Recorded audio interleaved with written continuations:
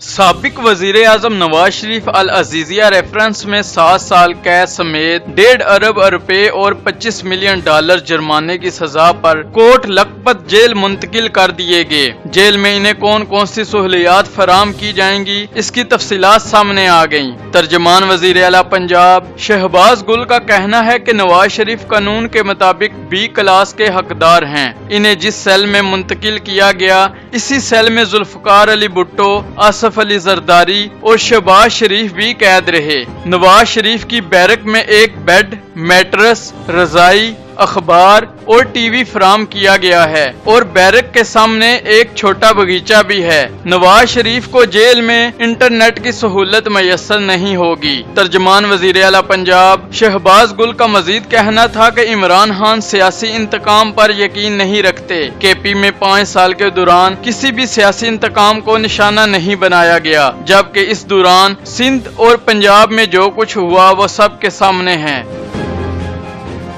अगर आपको हमारी ये वीडियो अच्छी लगे तो लाइक कीजिए और हमारा YouTube चैनल भी सब्सक्राइब करें। शुक्रिया।